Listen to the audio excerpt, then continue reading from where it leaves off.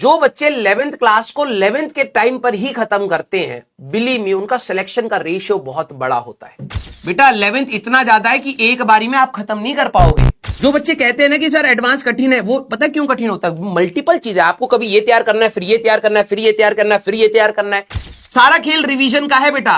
जो आप कहते हो ना कि सर रेस में आगे कैसे निकले, यहीं से करो। Yes yes yes. अच्छा, आप सभी लोग अपना रिवीजन कर रहे हैं पीछे का, हाँ या ना? सब फाइनली बैकलॉग कंप्लीट हो गया। चलो, एक बैकलॉग हुआ तो अब रिवीजन कर रहे हो या नहीं कर रहे हो? हाँ, पहले मुझे बताइए, क्योंकि एक बच्चे का मैंने देखा था कि सर हम लोग पीछे वाली चीजों को भूल रहे हैं। मैंने कहा अरे हम लोग झुंड में। हाँ बेटा, जो लोग रिवाइज नहीं कर रहे हैं, मैं आप सभी लोगों को बता रहा हूं, 1 महीने के बाद आपको अंधेरा दिखना स्टार्ट हो जाएगा कि यार हमने पढ़ा क्या था। ठीक है, बीच बीच में आपको जो भी थोड़ा बहुत रिवाइज करने का टाइम मिल रहा है बेटा, अगर आप देखो, लिटरली बता रहा हूं, जो बच्चे 11वीं खत्म करते हैं, कई बच्चे इसमें पढ़ तो लेते हैं लेकिन रिवाइज नहीं करते, फिर उनको लगता है यार मेरे को तो कुछ याद ही नहीं है। हर 7 दिन के बाद आपका कुछ ना कुछ एक पर्टिकुलर सेट रिवाइज होना चाहिए। तो यहां पर अब आपकी पीछे वाली चीजें अगर आप रिवाइज करेंगे, संडे को अपना एक फिक्स प्लान बनाइए अब। ठीक है, संडे को एटलीस्ट अपने 2 आवर्स का रात को अपना कोई एक्स्ट्रा क्वेश्चंस नहीं करने। कुछ को लगता है यार मैं एक्स्ट्रा क्वेश्चन नहीं करूंगा तो मैं पीछे रह जाऊंगा। बेटा रिवाइज नहीं करेगा तो बहुत ज्यादा पीछे रह जाएगा। तो प्लीज आप सभी लोग अपने संडे को, ठीक है, एक फिक्स स्लॉट जरूर रखिए। मेरी बात को अगर जो बच्चे मानेंगे उनको इंपैक्ट फील होएगा। अपने 2 घंटे फिजिक्स, 2 घंटे केमिस्ट्री, 2 घंटे मैथ। सर रिवाइज में क्या मुझे सॉल्व करने हैं सवाल? नहीं, आप बस अपनी थ्योरी पढ़िए, फॉर्मूला पढ़िए, देखिए, याद करिए। कलम नहीं चला रहे कोई दिक्कत नहीं, ये वो वाला रिवीजन नहीं है जो वो प्रैक्टिस होती है बेटा, कि आप सवाल देखते हैं क्लास में कराए हुए और फिर उनको खुद से दोबारा करने की कोशिश करते हैं। That is called practice. एक होता है रिवीजन, कि आपने नोट्स खोले, अच्छा सर ने ये बताया था, अच्छा सर ने ये बताया था, इसका फॉर्मूला ये है, उसको याद करा। एक रीडिंग वाला रिवीजन हमें चाहिए। अब जब ये खत्म होने की बात आएगी तब तक कई बच्चे बहुत सैचुरेट आउट हो जाएंगे। सर मेरे दिमाग में बहुत सारी चीजें हो गई, मेरे को समझ नहीं आ रहा, पीछे का पढ़ूं, प्रेजेंट का पढ़ूं, क्या पढ़ूं।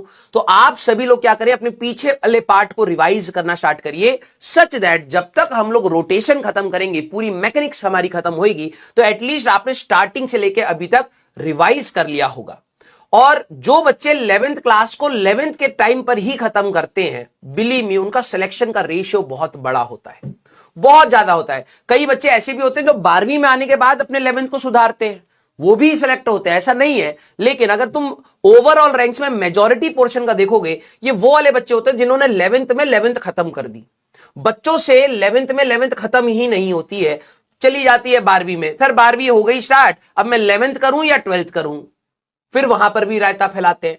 तो आपका कोई बहुत बड़ा टारगेट हमें नहीं लेना कि सर मेरे को तो इसी साल एडवांस के सारे सवाल करना, ना ना ना ना। हमें अपनी 11th को देखो, मैं आपको ना एक स्मार्ट ट्रिक बता देता हूं। स्मार्ट ट्रिक तो नहीं बोलूंगा, जो दुनिया जिस गड्ढे में गिर रही है बस मैं तुम्हें उस गड्ढे में गिरने से बचा देता हूं। ठीक है, मैंने ये सोचा था कि 11th जब हमारी खत्म होगी तो मैं आपको दोबारा बता दूंगा। भाई देखो, जब आपकी क्लास 11th चलेगी ना, एक पूरे ड्यूरेशन में क्लास 11th जब आपकी यहां पर चलेगी, ठीक है, और देखो आप में से ना मेरे को जब भी बच्चे सिलेक्ट होके मिलते हैं ना, तो कुछ कुछ बच्चे हमारी कुछ कुछ बात को पकड़ लेते हैं। जब हम लोग राय दे रहे होते हैं तो बहुत सारी चीजों को सोच के देते हैं, कुछ बच्चे पकड़ लेते हैं, उसको फॉलो करते हैं और उनको बेनिफिट मिल जाता है। क्लास 11th हमारे लिए लेंदी है, ठीक है, एंड टफ है, दोनों चीजें। सर स्कूल भी मैनेज करना होता है, मैं आपकी बात बिल्कुल कह रहा हूं। पूरी दुनिया इस बात पर शायद मुझे कहे कि ये पागल इंसान है, लेकिन मैं कहता हूं कुछ चीजें छूट रही हो, अरे सर ये चीज छूट गई, जाने दो, कोई दिक्कत नहीं है। पता है क्यों?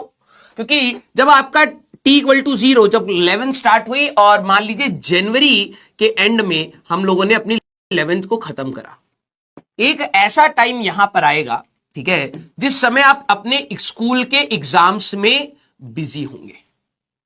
फिर एक ऐसा टाइम आपका छोटा सा मिलेगा इंटरवल, मार्च के और 12th के स्टार्टिंग से पहले बिफोर 12th का एक आपको टाइम मिलता है। मैं आपको पूरा वो बता रहा हूं। फिर आप सभी लोग क्या जाएंगे, 12th में एंटर करेंगे और 12th की जर्नी फिर हमारे पास स्टार्ट होगी। ये प्रोसेस ऐसे जाता है, ठीक है। अब जो समझदार बच्चा होगा उसको पता लग जाएगा, ये हमारे पास क्लास 12th आपकी रनिंग होगी। क्योंकि आप पहले से मेरे साथ कनेक्टेड है तो मैं आपको आगे की पहली चीजें बता रहा हूं। क्लास 12th आपकी रहेगी, ये नवंबर नेक्स्ट ईयर हमारे पास नेक्स्ट ईयर खत्म होगा आपका।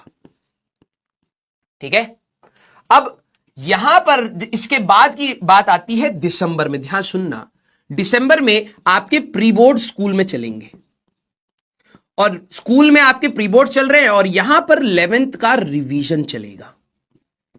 जो बच्चे कहते हैं ना कि सर एडवांस कठिन है, वो पता क्यों कठिन होता है? मल्टीपल चीजें, आपको कभी ये तैयार करना है, फिर ये तैयार करना है, फिर ये तैयार करना है, फिर ये तैयार करना है, इसको मैनेज ढंग से करना है बस।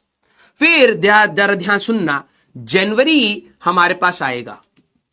अभी तो सिर्फ जनवरी तक की बात बता रहा हूं, तो कठिनाइयां कहां आती हैं? जनवरी में आपके प्री बोर्ड्स भी चल रहे होंगे, किसी का फर्स्ट प्री बोर्ड चल रहा होगा, किसी का सेकंड प्री बोर्ड चल रहा होगा। इसी में कई स्कूलों के प्रैक्टिकल्स भी चल रहे होते हैं और इसी में आ जाएगा आपका जेई मेंस 1। और मैंने कई सारे 12वीं क्लास के बच्चों को यहीं पर धराशाही होते हुए देखा है। अगर आप मिस मैनेजमेंट के साथ करेंगे तो आपका क्या प्रॉब्लम होगा कि जब आप स्कूल के प्री बोर्ड दे रहे हैं, आप जेई के चीजों को रिवाइज नहीं कर पाएंगे। आप समझना, आपके घर वाले इसके लिए डंडा मारेंगे। हम कहेंगे इसका ध्यान रखना बेटा, क्योंकि अगर तूने ध्यान नहीं रखा, अगले महीने में ही जेई मेंस है और जेई मेंस खराब तो पूरा 1 साल और देना पड़ सकता है। ठीक है, अब मैं आपको क्या कह रहा हूं कि जो हमारी जर्नी चल रही है इसी में आप रिवाइज करते चले। सारा खेल रिवीजन का है बेटा। आपको लगेगा सर मेरे को बहुत सारी चीजें नहीं हो पा रही, बच्चे ये करते ही नहीं है। अभी हम इस जर्नी में है तो रिवीजन करते रहे।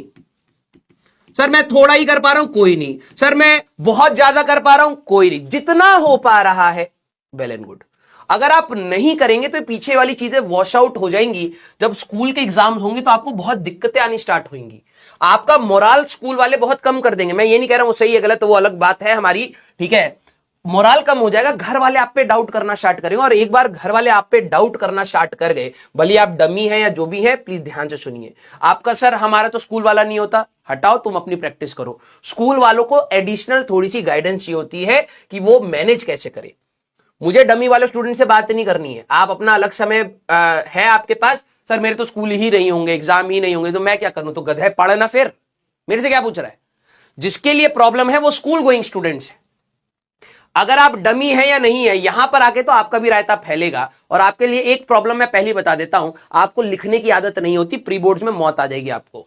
ठीक है, स्कूल वाले जितने गोइंग स्टूडेंट है बेटा, आप सभी लोगों के एग्जाम्स होंगे, यहां पे कंपटीशन की तैयारी रोक दीजिएगा। हमें कोई कंपटीशन की तैयारी नहीं करनी। सर फरवरी में हमारे फाइनल एग्जाम्स होंगे, सर जनवरी में हमें कोई कंपटीशन की तैयारी नहीं, कोई दिक्कत नहीं। लेकिन एक बार आपके स्कूल खत्म हो जाएंगे तो आप रिवीजन करते आओ, तो यहां पे छोटा सा आपको 20-30 दिन का विंडो मिलता है।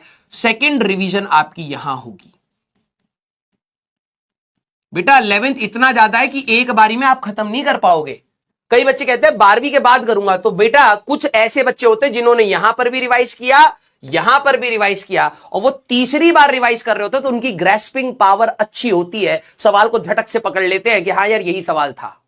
ठीक है, और मैंने आपको बोला भी है कि आपके नोट से आएंगे सवाल।